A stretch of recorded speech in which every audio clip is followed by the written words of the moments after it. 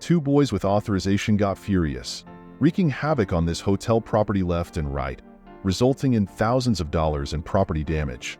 When I approached the parents and asked them to leave the hotel, they refused, forcing me to call the police to intervene. Here's what happened. I was working the night shift as a security guard for a small private company, and one of the locations I worked at was 2 hotels. In my job, I always strive to be respectful and give the benefit of the doubt, especially when there is only one witness to something that might be happening. Even when the people I deal with do not cooperate and are belligerent, I try to stay calm. When I arrive for my shift, I always check in with the front desk of the first hotel to see if they need anything before I start my nightly rounds. Similarly, I do the same procedure at the second hotel. Most of the time, I am asked to approach noisy guests and ask them to calm down so as not to disturb others. On that particular night, I had to deal with 3 authorized parents. The hotel lobby closes to the public at 9 o'clock, which means that large gatherings are not allowed after that time. When I started my shift, I was informed by radio that guests were making noise. I headed to the second hotel to deal with the situation.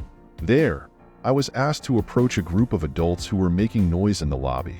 With calm and respect, I asked them to continue the party in their rooms, as the lobby was closed for events. Despite some complaints, they complied with my request and left. While patrolling, I was called again because someone complained that children were running in the hallways. Upon investigation, I found that the children belonged to sports teams staying at the hotel for a sporting event. After confirming that the children were in their rooms, the situation was resolved. The receptionist, exhausted, informed me that she had received complaints all day about 2 children who seemed to be twins, and suspected that the parents were among the group that had been expelled from the lobby earlier. If I managed to locate the room where the children were, I was interrupted by the hotel maintenance team. They informed me that they saw the children fleeing from the floor where I was, and that the fire extinguishers were all activated, with one of them appearing to have been kicked and very dented. I spotted the 2 children in question, and they ran back to their rooms when they saw me. I found out which room they were in and reported everything to the receptionist before checking the first and second floors for more damage. During this search, a guest told me that they also saw 2 twins running on the second floor, where I found more open boxes, one of them broken and another without a handle, with the glass cracked. I went to the lobby and showed the receptionist the photos of the damage, who immediately called the manager around 10 p.m. on a Saturday night. The manager ordered the children and their parents to leave the hotel immediately and that the room be charged for all damages caused. I waited until about 10:30 p.m. to go to the room, hoping to find the parents there. When I knocked on the door, one of the children answered that the parents were not there. I then asked which room they were in and, after some reluctance, the boy told me. I asked the children to call their parents and bring them to the room. While we waited, I kept the door in sight and asked the receptionist to wait with me, due to the presence of minors and for safety reasons. The parents took about 15 minutes to arrive at the room, which made me suspect they were waiting for me to leave the hallway where the children were. The father immediately started shouting, questioning why I was outside his children's room. I explained that I am the hotel security and that they were accused of damaging the hotel property. A friend of the father also got involved, implying that I had fabricated the accusations. I explained again that I was just doing my duty to protect the hotel and that, due to the accusations, the managers decided they should leave the hotel immediately. The parents didn't like the news, but it was necessary to enforce the establishment's rules. Finally, their mother showed up and claimed that I had no proof that her children were involved. While she tried to argue, my patience was wearing thin and I was losing my polite composure, becoming a much stricter and authoritarian security guard. I replied that I had witnesses from the hotel staff and several guests who saw them out of their rooms, besides having witnessed it myself. The mother retorted, saying that everyone was lying and that they were unfairly targeted, including me. At this point, I was simply tired and replied that it didn't matter if she believed me or not, they needed to leave immediately. That's when the father stepped in front of me, saying he didn't have to obey my orders and that they wouldn't leave. He claimed to be from the FBI, but when I challenged him to show his credentials, he couldn't present them. Back in the hotel lobby, I was confronted by a friend of the father who tried to discredit me. I ignored him and went to the elevator, calling the front desk on the radio to inform them of the situation and request assistance from the local sheriff's department. When the police arrived, I carefully explained everything, warning them about the man who claimed to be from the FBI and possibly dangerous. The authorities agreed to remove the family from the hotel, as they were causing trouble and trespassing on the property. Fortunately, they returned to their rooms and stayed there for the rest of the night. After ensuring the hotel's security for the remainder of the shift, the police finally showed up and agreed to take the family away, as they were trespassing on the property. However, there was little the police could do. The parents claimed that I hadn't spoken to them, nor had the hotel made any contact about the matter. The father and his friend began demanding information from the hotel about the involved staff and all the details of my work. I explained that I was not legally permitted to provide information beyond my job title, which was not true, but they believed it. They promised to contact my company and report me fully. The rest of the night passed without incident, with the authorized family remaining in their rooms. The night auditor, being understanding, didn't want to kick the children out at 4 in the morning as they had nowhere to go. The hotel decided to charge each room for property damage, as they were all linked to the sports group. It was a stressful situation that exposed the true nature of that family. I hope that in the future, they act more responsibly when staying in hotels. The financial pressure caused by their actions affected the entire staff, showing everyone who they really are. Perhaps a valuable lesson has been learned, but it's regrettable that it came at the expense of the comfort and safety of others. My girlfriend works at a daycare and has seen many children over the years with most of the suggested names, who were either very dirty or not properly cared for, or were just mischievous kids. She didn't want to associate our son's name with those experiences, which I completely understand. She eventually calmed down until recently, when things started to worsen. I had bought a Christmas present for my girlfriend and sent it to my mother's house, as no one would be home. She decided to wrap the gift and put a tag with the name she chose for our future son. I politely asked her not to do that, as I didn't like the idea. I explained that it wouldn't be fair, since that won't be our son's name when he celebrates Christmas next year. When I expressed my opinion, my mother became furious and accused me of being selfish and ungrateful. She was giving us a plethora of name suggestions, but none of them pleased us. She didn't like that we didn't appreciate her Christmas gift tag. Her behavior was really unpleasant. During the Christmas period, my girlfriend and I finally agreed on a name that we both liked and connected with. However, my mother decided she hates that name and has since bombarded us with new suggestions, trying to make us change our minds. Dealing with this daily has been very stressful for me and my girlfriend. It's our child, but my mother is acting as if it's hers. She wants to decide the names and blames us because we don't like her suggestions. It seems like we deeply offended her, simply because we don't agree with the name she offers us. My grandmother and my stepfather also think she's being controlling and acting as if this baby were hers. However, if anyone says anything to my mother, she'll probably shut them out and push them away from her life. My grandmother even fears that my baby will be influenced by my mother, who seems very unstable. My grandmother has dementia, and my mother doesn't even care to take care of her or visit her, unless she's forced by my stepfather. Now, her main focus is this baby, and it's getting out of control. She's acting selfishly and with a sense of entitlement she doesn't have. My mother is being ridiculous. Why is she caring so much about a name? Why is she so bothered because you don't like the name she suggested? She seems to forget that this is not her child and that she has no control over the upbringing or the name of the child. It's strange that she tried to label a Christmas gift with a name she chose for a child who hasn't even been born yet. That's totally bizarre, in my opinion, and I believe my grandmother is right. This crowd definitely doesn't seem very stable. I mean, she doesn't even take care of her own mother and only visits her if forced. That really isn't fair to anyone involved. So, honestly, give the baby whatever name you want. I'd steer clear of anything your mom suggests. It seems like you're already doing that, but based on what you've described, I'd stay away from that lady. She doesn't seem to be a good mother at all, and I bet she'll try to be weird when the baby is born.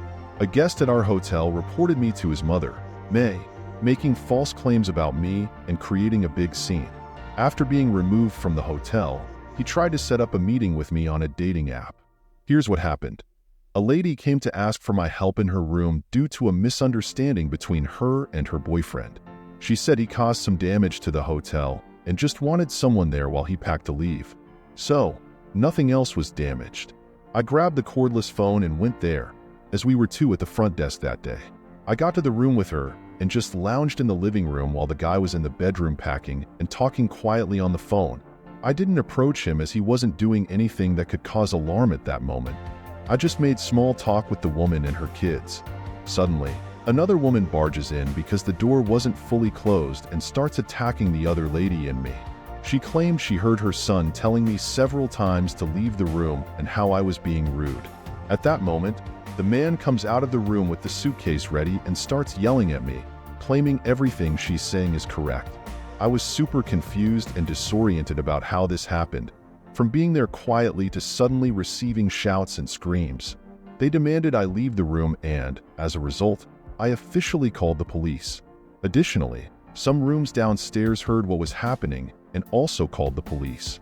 I stayed in the room because I had noticed some hotel items damaged earlier. I stayed on the line with the police while the lady was still yelling in my face. When the police arrived, I explained everything to them and said the lady wasn't allowed to enter our premises. After she left with her son, I got into the elevator, where my coworker was coming to check if I was okay. 30 minutes had passed since the confusion began. When I saw him, I literally had a panic attack. It took me quite some time to fully recover, but that's not even the best part of this story. Interestingly, about 2 months later, the same guy who lied about me yelling at him tried to find me on a dating app. Instead of engaging with him, I told him he should probably talk to his mom to see if she had yelled at any other customer service rep since the last time he yelled at me. After that, I blocked him and moved on with my life. I hope to never have to deal with him or his mom again. This sounds like an absolute nightmare. It would be a huge red flag if anyone besides him came down and said, "Hey, there's a fight going on. Can you sit here to make sure nothing goes wrong with the hotel?" My first thought would be, no, I'm calling the police and they can deal with it. That's a domestic issue, and I absolutely would not want to get involved. I'm glad the original author came out unscathed because it could have been different if he hadn't been careful. And what the heck is wrong with this guy? He flat out lied about you on the phone just to try to get his mom riled up with these false accusations that you were yelling at her son. Remember, this is a grown man. Seriously, he can't just pack up and leave. He has to make a scene on the way out. I hope they never go back to that hotel because it sounded absolutely miserable. If I were to scream like that for 30 minutes, I'd probably be shaken up too. My boyfriend uses his emotions against me and has developed the habit of breaking down and crying whenever we have a disagreement or whenever I ask him to do something. At this point, I don't even know where to begin with this. We've been together for 4 years, and it's been a very good relationship until the last year or so. I've always been very empathetic towards him and any physical or emotional pain he has. I'm the kind of person who cries when I see other people crying, and I've always been that way. My own boyfriend doesn't hide his emotions. If he's sad, angry, or upset, he freely expresses it. Lately, it seems like he's using his feelings against me. He knows how upset I get when he's sad, and he's known that since the beginning of our relationship. In the past year, whenever we argue or have a civilized conversation that doesn't go his way, he starts crying and sobbing, saying that I don't love him and that we should break up if I really don't care about him. This behavior hurts deeply, and I usually interrupt the conversation to try to comfort him and reassure him. This used to happen in big arguments, but in the last few months, it happens literally whenever I have an opinion or we have any kind of conversation he doesn't agree with. I feel like it's become beyond the point of rational pain. It's reached a point of manipulation. He used to literally cry just so I would drop everything I was doing and go get him a glass of juice. All of this reached its peak about 3 months ago when I asked him to wash the dishes while I went to the supermarket. He started having a rage fit, saying he was playing video games with friends and that I could just wash the dishes before leaving. I asked him to please pause the game and wash the dishes because I needed to go to the store before it closed. He immediately started crying and sobbing, saying I treated him like trash, that his life didn't work on my terms, and that if I really loved him, I wouldn't treat him this way. Instead of feeling any sympathy or empathy as in the past, I was completely numb. I looked at him in front of me feeling nothing. I didn't feel like comforting him or consoling him. I realized that this kind of behavior had been going on for some time, and I was blind to it. I felt no sympathy for his pain. I still love him and want to be with him, But when he breaks down and cries in front of me or complains that he's stressed or upset, I literally feel no sympathy or desire to comfort him in any way. I don't know what's wrong with me. I feel like this is turning me into a terrible person or something else. On the other hand, although he's been using my empathy against me for so long that it seems like this part of me is broken, I don't know what to do at this point. I don't know if I should bring this situation up to him. What should I do? Let me see if I got this right. Your boyfriend started crying because he didn't want to wash the dishes? Like, what's going on? This is absolutely manipulation at its finest. Seriously, this is unacceptable, and I hope you can see that it's a big problem. He's clearly using your compassion against you and is basically trying to play you, so he never has to do anything in this relationship. Practically always, in some context, he's a grown man. He's 25. For him to break down and start crying over small things like that, it makes me think maybe he needs to see some kind of doctor. It's either that or he's, seriously, playing you. So, I think, either way, a real conversation needs to happen if there's any hope for this relationship to last. Because the way your boyfriend is treating you is so inappropriate, and you absolutely don't deserve to have to put up with this. Thank you for watching. When you subscribe, make sure to hit the bell to turn on notifications and never miss a video.